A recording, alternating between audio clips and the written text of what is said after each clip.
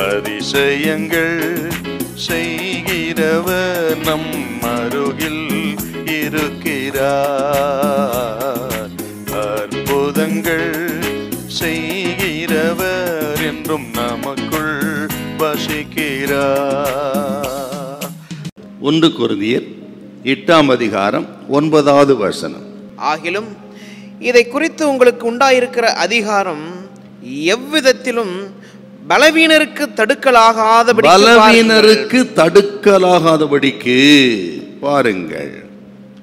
பலகீனமானவருக்கு தடுக்கலாயிராதபடி பாருங்கள். எப்படி நம்ம தடுக்கலா இருக்கிறோம்? எப்படி நாம் அடுத்தவருக்கு இடரலா இருக்கிறோம்?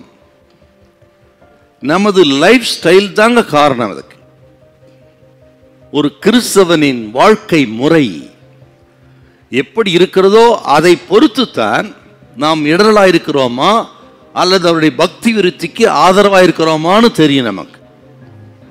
ஆடம்பர வாழ்க்கை, அடுத்தவன் இடரலுக்கு காரணம் ஆடம்பர வாழ்க்கை. எப்படின்னா, கிறிஸ்தவர்களை பார்க்கிறவர்கள் அடுத்தவர்கள் கிறிஸ்துவையே பார்க்கிறார்கள்.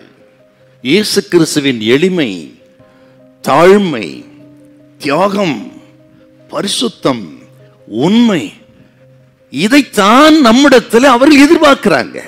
நம்மை பார்க்கும் பொழுதெல்லாம் அவர்கள் அப்படித்தான் பார்க்கிறார்கள்.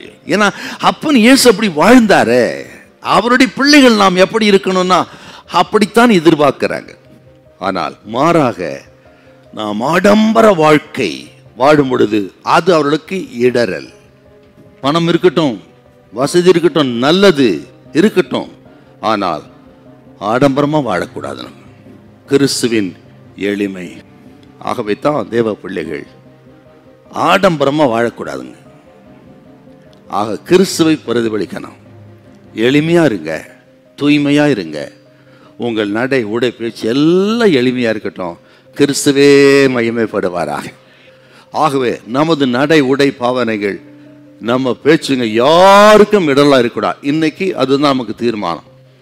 நம்ம எந்த ஊழியம் செய்யறோமோ இல்லையோ, இந்த ஊழியத்தை செய்ய ஒழுங்கா நம்ம என்னால் யாருக்கும் பாதிக்க கூடாதுன்றதே மிகப்பெரிய ஊழியம். நாம் இந்த தீர்மானத்தை எடுப்போம். திருச்சபையில் எழுப்புதல் உண்டாகும். நிச்சயமா திருச்சபைகளிலே எழுப்புதல் உண்டாகும். அப்ப இந்த உலகத்துல அடுத்தவ யாரும் இடராதபடிக்கு நம்ம வாழணும். உங்களால யாரும் பாதிக்க கூடாது. ஹல்லேலூயா, ஹல்லேலூயா.